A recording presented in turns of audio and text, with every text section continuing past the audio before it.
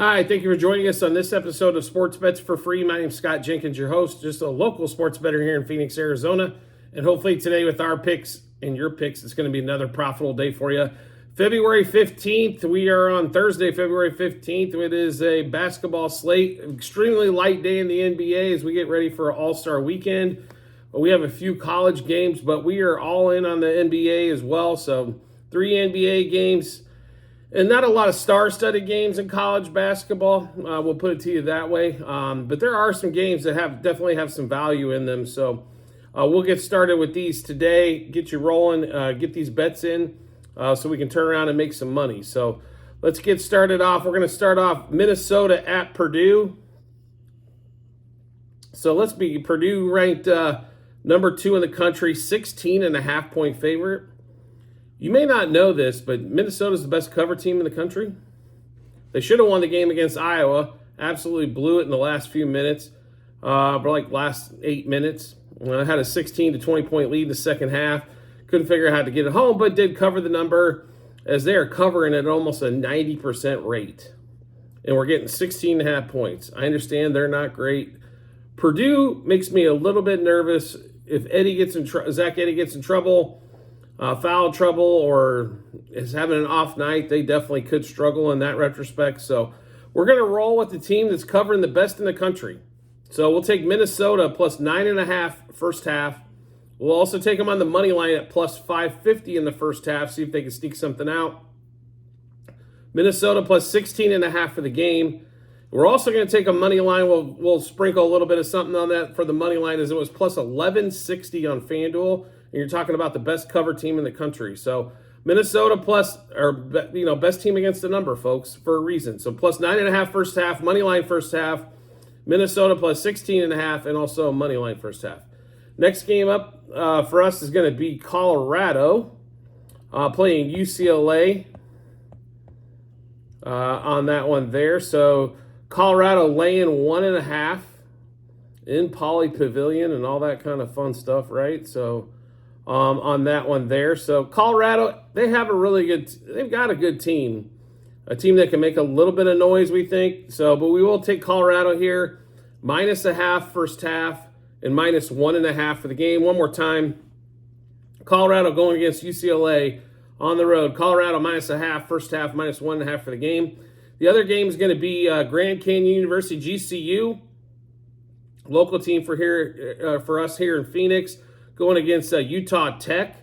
And if Utah Tech doesn't spell it out for you, GCU is a good team. They're going to have to probably win the conference title, I think, to make the tournament. But this team's come quite a long way in a few years. So look out for GCU, especially if they can make the tournament. I think they can get through the first round, maybe upset some folks depending on the seed and the matchup and all that kind of stuff. But we will take GCU. They're a huge favorite tonight, but we'll take them. GCU -11.5 first half, -19.5 for the game.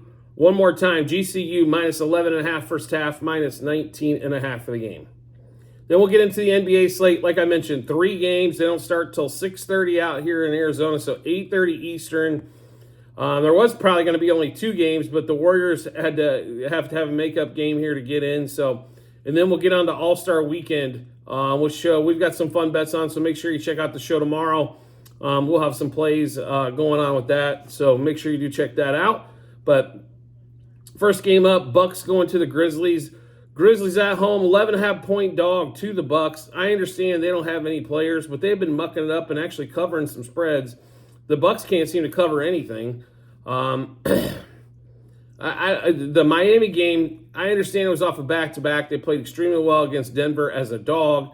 They come in as an 8-point favorite, and I think they're still losing by 40. And Miami doesn't have Jimmy Butler, and then Rozier gets hurt. Like, really? That's all the mustard they come up, and they quit. They absolutely quit towards the end of the third quarter, because every time they got it down to 20, Miami makes a quick run, and all of a sudden it's back up to 30 or 29, 30-point lead, and they just quit. So I beyond pissed off still about this Bucks game. So we're going to stay away from the side and the total, just because the only way I'd bet it is if we bet the Grizzlies with the points. But they're just, the Bucks are just one of those teams you just like, what are they doing? I understand Chris Middleton's out, so you're playing with 2 superstars instead of 2.5. But Malik Beasley, if you haven't paid attention, folks, has turned into like this big sharpshooter from the outside for him. So they've got a lot of options. I don't understand. Like, Dame does not look like Dame from Portland. Giannis looks like not Giannis of years past. And Brook Lopez, he's either going to block a shot or he's going to shoot a 3.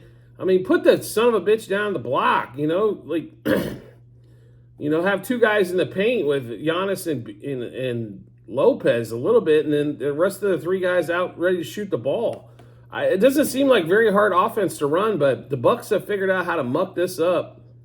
And, when you play, the problem is when you play no defense, what happens is you see these other teams score, and you go a couple trips without scoring. Next thing you know, they're on a 10-0 run in the day of the three-pointer, and it just does not turn out well. But that being said, like I said, we're not taking a side or the total on this. We do have quite a few player props. Giannis over 29.5 points. I don't know how you don't take Giannis almost in any game where all he has to score is 30. His majority of his games are 30+. Giannis over 11.5 rebounds. And Giannis over 3.5 turnovers. Malik Beasley over 11.5 points. Over 2.5 threes and 4+ threes. Now, Beasley hits this number and last night. No problem. He seems to hit this 3 threes. It's just a question if he's going to score 12 points or not on this one. But we like Beasley for the get 12+ points, 3+ threes, and 4+ threes. Jaren Jackson over 3.5 turnovers because Jaren Jackson is excellent at turning the ball over. Big dudes that dribble a lot, they're always in trouble when it comes to turnovers. So over 3.5 turnovers. And then we mentioned Giannis over 3.5 turnovers. Grizzlies under the 104.5 team total. That is plus money on FanDuel. So make sure you shop that one around because I'll be honest with you. I saw under 104.5 at minus 115, minus 110, but FanDuel actually had that still alternate line at plus money, plus 102. Next game up, Warriors, Jazz. Okay, so the Jazz, you could for about a month and a half. You had to take them at home. Last 2 weeks have been absolutely pitiful for the Jazz. Don't know what necessarily happened. Warriors come off the back-to-back as well with a heartbreaking loss, I think, to the Clippers. They got outscored by 16 by the Clippers in the fourth. Had that game won. We hit first quarter in that game, and then all of a sudden, like fourth quarter explosion, we can't get nothing going. Steph Curry still goes for 30+. Hit our best bet of the night last night with that, but it was frustrating to watch. I mean, especially with no Kawhi. Paul George fouls out. What the hell are they doing? They couldn't figure out how to stop anybody, and then when you miss some shots, same thing. The other team gets on a roll and gets that momentum behind them. Man, it makes it really, really tough to come back from something like that. So, but that being said, we are going to go back to the Warriors tonight. They 1.5 to 2. We took them at the 2 number just for the lower juice. The spots with 1.5, it was juiced up to 115, 120. But they're going to have to win by 3 now instead of 2.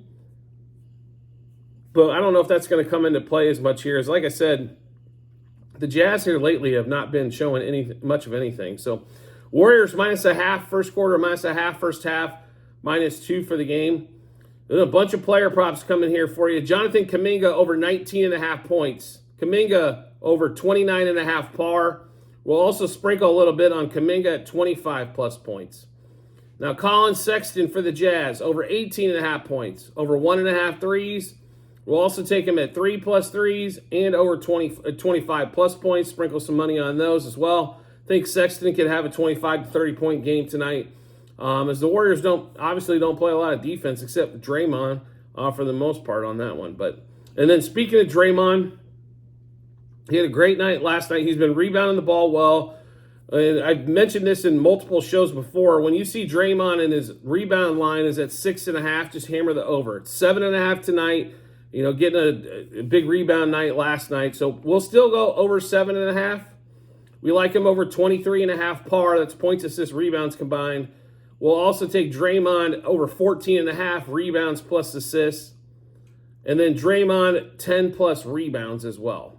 So one more time in this Warriors and Jazz matchup. Warriors -0.5 first quarter, -0.5 first half, -2 for the game. Kuminga over 19.5 points, over 29.5 par, 25 plus points. Colin Sexton over 18.5 points, 2 plus threes, 3 plus threes, and also 25 plus points. And Draymond Green over 7.5 rebounds, over 23.5 par, points, assists, rebounds combined, and over 14.5 rebounds plus assists combined.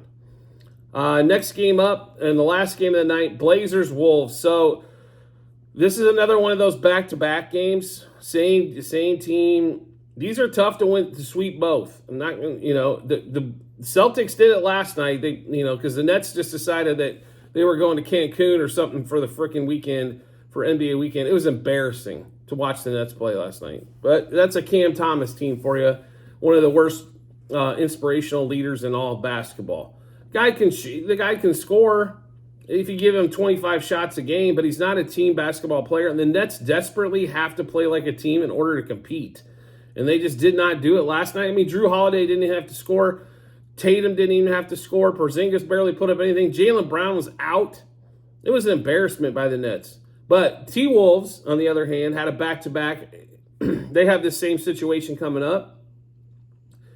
And I will say the T-Wolves have beat the Blazers in both games so far this season. This third time they're meeting up. This is the game, guys going to the All-Star game. So are they going to check out a little bit early? Are they trying to get those 5 days off and go on vacation? It's a little bit of question of what's going to happen when it comes to that. So I do believe the Blazers, though, are interested. They are at home, so they're already home. So if they're not traveling, they're already in their own bed. And they just played the T-Wolves and saw what the T-Wolves did to them. So, and it was mostly fourth quarter, and it was Anthony Edwards that did a majority of the damage. And Rudy Gobert did his bit as well. So let's see if the Blazers can keep this one a little bit closer tonight. So Blazers plus 2.5 first quarter, plus 5.5 first half, plus 9 for the game. Anthony Simons, we got a lot of action on him tonight. So over 21.5 points. We'll also take 25 plus points, 4 plus threes, and 5 plus threes. And then the next one we're on tonight is actually Gobert. So Gobert is in 2 games against the Blazers has had 17 rebounds and 15 rebounds. So that's going to be a big thing in what we're on tonight, and plus some points. So over 15.5 points for Gobert. So we're also going to take Gobert, 12 plus rebounds, 14 plus rebounds, 15 plus rebounds, and 16 plus rebounds, as he's been averaging 16. And 16 rebounds was like plus 260 on FanDuel. So those alt-line rebounds, we think Gobert has another big rebounding night. We're also going to take him over 28.5 points plus rebounds. So one of those combo plays again. So make sure you're looking at the right one. Just to give you a heads up, if you're kind of new to the combos, there's going to be points plus rebounds, points plus assists, points plus assists plus the rebounds, and then assists plus rebounds. So just make sure you're looking at the right column, because those numbers do fluctuate, obviously, depending on how many categories we got in there. We also like Gobert over 1.5 blocks. And we're going back to the Anthony Edwards over 2.5 turnovers, as he's consistently been at that mark. I haven't looked up the exact stat, but to me it cashes. It seems like at a 65-70% clip. So one more time in this Blazers T-Wolves matchup. We're going to take the Blazers plus 2.5 first quarter, plus 5.5 first half, plus 9 for the game. Anthony Simons over 21.5 points. We'll also sprinkle some money on 25 plus points. It was plus 170 on FanDuel. 4 plus threes and 5 plus threes for Simons. Anthony Edwards over 2.5 turnovers, and then a bunch of Rudy Gobert. So Rudy Gobert over 15.5 points. We'll also take Gobert 12 plus rebounds, 14 plus rebounds, 15 plus rebounds, and 16 plus rebounds. As he's averaged 16 in the 2 games so far against the Blazers that he's had. We'll also take Gobert over 28.5 points plus rebounds, and Gobert over 1.5 blocks.